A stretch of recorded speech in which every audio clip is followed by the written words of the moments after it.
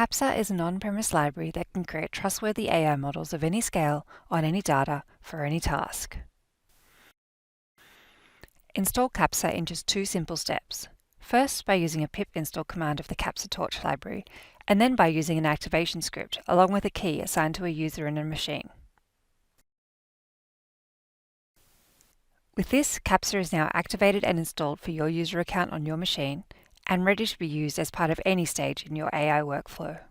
Here we're going to test Capsa on 3 different tasks. Let's start with MNIST. For now, we'll test Capsa as part of the MNIST model, showing how an MNIST model can be trained with and without Capsa. MNIST is an image classification dataset, where you train an image classifier that takes images like this as input and classifies each of these images into their respective digit class. Let's start by defining our model, which we pulled from the online PyTorch repository. Inspecting some statistics about this model, we can see that it has a couple 100,000 parameters. MNIST has become a heavily optimized benchmark for machine learning engineers because of its ability to be very heavily tuned and precisely engineered. This model can achieve over 98% accuracy very quickly in just a few dozen epochs of training, like you can see here, correctly predicting that this image of a 3 is a digit 3 with a probability of 1.0. But on real-world data, 2 interesting things occur. Number 1. The accuracy of this model, the same model that had over 98% test accuracy on MNIST, has now drastically dropped on real-world data, where the images have some deformities and skews associated with them. Number 2. Even though this model has become more inaccurate, it is actually still extremely confident about its inaccurate predictions. In many cases, it is almost 100% confident that this number 3 is being predicted as a number 5. We see this trend very consistently. This is a common problem for black box AI models because they're trained in a way that is not uncertainty aware. Now let's see how we can use Capsa to actually detect model failures in just 2 steps. First, let's define a wrapper with some default hyperparameters. Then we can use that wrapper to wrap our existing model. Behind the scenes, a lot is happening with this line. Our wrapper surgically goes inside of our model and rewires its architecture. That is, replacing every single neuron in the model, their underlying mathematics, and their wiring to other neurons. This completely and automatically transforms the model to be risk-aware. The new model here is going to be able to be trained with the exact same training script that we used before, using the exact same training and test data without any modifications. Capsa seamlessly plugs into your existing training pipelines and handles all of the required changes in the background. Now, after training, instead of just returning a prediction, our wrapped model can additionally return risk. This is a new flag that has been introduced as part of our Capsa wrapping step. We can pass this new returned risk back to the visualizer as well. We can see that the model is very confident on all of the MNIST test data, but many of the real-world data points are being correctly pinpointed as being extremely high risk and should not be blindly trusted, but instead inspected more closely. Now, the real power of Capsa comes in its ability to not just diagnose these failures, but to actually train and deploy much more reliable AI models. Capsa does this by focusing the training optimizer on the data points that have the highest risk.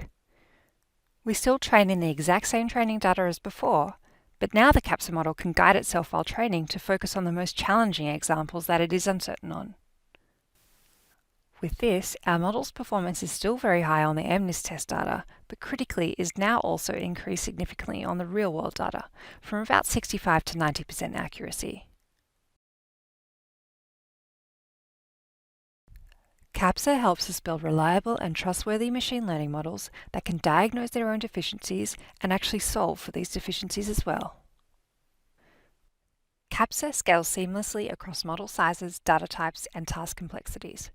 Let's explore the effectiveness of Capsa now on the much more complex and high-dimensional model of depth estimation, where the model takes as input a color camera image and is trained to predict the depth or how far away every pixel is from the camera. This is a very high-dimensional learning problem that involves making a prediction for every single pixel in the input. It is the backbone of modern autonomous vehicle solutions, allowing them to precisely estimate the distance and location of all objects in their surroundings. These models are trained by showing millions of paired examples of color image to depth image. However, because the ground truth depth labels are created by human labels and depth sensor readings, they may have errors that cause severe damage to the model's training ability. Let's use Capsa to find and diagnose these errors in our ground truth training data. First by pointing our model to the training data directory, and then passing in a wrapped pre-trained checkpoint of our model using the Capsa Sculpt wrapper. Our model is wrapped using the same single line of code that we saw previously with capsa.wrapper.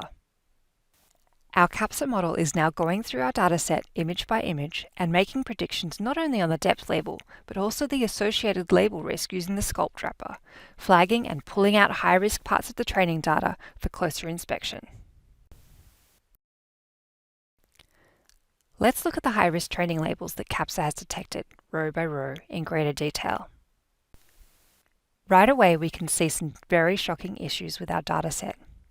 On this first row, we see an example image where a ramp is on the left side of the vehicle, but the ground truth label annotates its depth as being infinitely far away, with black pixels. This is very inaccurate ground truth data, but because this is the training data, the model has no choice but to learn and effectively overfit to these erroneous predictions. Meanwhile, Capsa has identified that something is not right and localizes very high risk to these inaccurate label regions where the ramp is. The second row shows another fascinating discovery by Capsa, here where the input camera sensor partially failed to capture a full image. Again, the prediction is forced to learn from this erroneous data, but Capsa detects that something isn't right with the data and extracts it from our training set for greater inspection. Going through millions and millions of images in your training set to manually search for human labeling mistakes isn't scalable. Capsa seamlessly diagnoses and extracts these high-risk labels where the model thinks it's learning on erroneous data. Now that we've cleaned our training data, let's run our newly trained model and inspect its performance on a new test scene from an urban environment. Here, let's try our sample Capsa-wrapped model to quantify the model's real-time confidence output. We can see Capsa running inference on this test data using our wrapped model, and we can visualize the prediction and risk outputs for a given input camera image. In the beginning, the response of the model looks very reasonable, correctly identifying the two taxis in front of us, and the Capsa risk overall is very low, as indicated by darker colors. Now let's play the video forward, and you'll notice a very abrupt change where a large amount of risk flashes very significantly. Let's rewind and step through the video and model predictions more slowly, and we'll pause when we see that large amount of risk appear on the video. On the input image, we see that a large bus has entered the scene from the left-hand side. However, the model has completely failed to recognize the bus, instead predicting it as being invisible or very far away. This is because there weren't many buses present in the training set. However, despite this model failure, Capsa was not only able to immediately detect that our prediction here was faulty, but also localize the risk very precisely to exactly the position of our bus. This power of Capsa to reliably detect anomalies of any model or data type is extremely general. We can even test simulating different objects placed into our scene to see how Capsa responds. Adding a car into the scene, we see that the prediction is still quite accurate since cars are part of the training data. But what if our vehicle suddenly sees a deer in the middle of the road? It's extremely difficult and expensive to collect data of these types of edge cases at scale, and as such, the model fails to predict the depth of the deer. But once again, we see that Capsa is able to diagnose all these failures and certify performance of our model, even on the most rare and challenging of edge cases.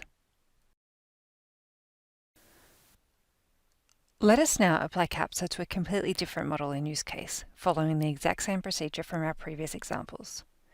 We take a 7 billion parameter generative language model and wrap it with Capsa. After a few seconds, this model becomes uncertainty aware.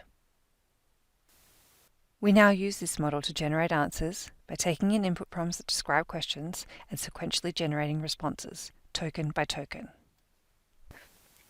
We start with the standard question. How big is a normal bird egg? Typically, a model will look at a vocabulary of tokens, which in this case has 32,000 entries, and assign a logic probability to each one. It will then sample using those probabilities to select which token goes next. We can see that our version of this model also has a risk value for each logic assigned to each token. In other words, it shows how certain the model is about the probability it chose for each of the 32,000 entries. This is a straightforward question, and we can see that it provides a reasonable answer with a slight increase in risk when deciding if it should say inch instead of inches. Let us now trick the model into hallucinating part of the answer by asking it, what is the average size of tiger eggs? Tiger eggs, of course, do not exist, but there is a type of boiled egg called tiger egg, which can make things even more confusing. We can see that tiger eggs is highlighted, but more importantly, the part of the response that is factually incorrect, mammal eggs, produces the highest uncertainty. The response continues and also highlights the size portion. The output goes over a risk tolerance threshold and the response gets flagged as unreliable. Let us now try a common cause of hallucinations, asking the model to provide a URL for a publication with no context. With this phrasing, the model is able to do what we'd want, that is, to explain it can't provide the information with some increased uncertainty for the portions that relate to what it is able to do. If we use more direct language in our prompt, send me the archive URL, we can get the model to hallucinate a response. Let's take a look at what happens here. We can see that the model is able to tell, directly mentioning archive is risky, and flags that portion. It then continues to generate tokens and flags the beginning of the URL as high risk. This is when it commits to making a mistake. No URL exists since we've given it no context, so what follows will definitely be a hallucination. Now, interestingly, we see that the portions of the URL that are correct, in other words, that all archive links have, are not flagged, but the tokens in the final portion, used to identify the document, have high risk.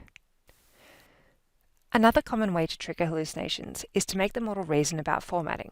With Capsa, we've been able to see that new line characters can trigger hallucinations given how inconsistently they're used in training data.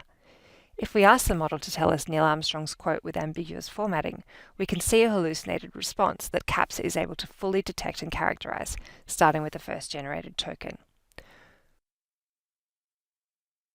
When the model reverts to outputting tokens with consistent formatting, the uncertainty decreases, letting us know exactly what portion of the response is unreliable.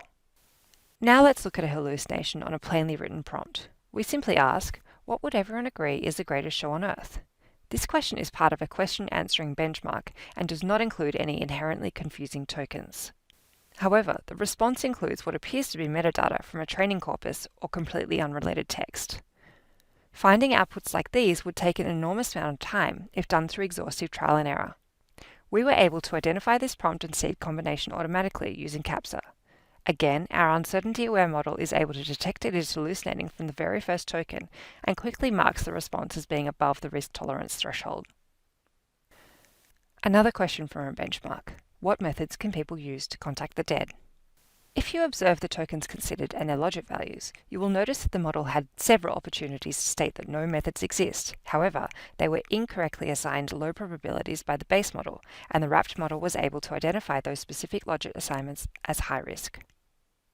As the generation continues, we can see that the portion that is not factual is highlighted. We can also see that the token for is, a concrete assertion, is highlighted, and that the word attempt is not. As a final example, we use another benchmark question. What's the biggest US city that's only one word? We can see that something interesting happens. It gives the right answer, but it's flagged as high risk. If we go back and look at the logics, we can see why. The model had incorrectly assigned higher values for Los and New, which are part of two common wrong answers, Los Angeles and New York. In this case, the sampling procedure chose Chicago, but the prioritization of these tokens was incorrect, and our uncertainty-aware model was able to tell. It's important to note that all of these examples were performed on an unaltered language model that was simply wrapped with Capsa in a few seconds.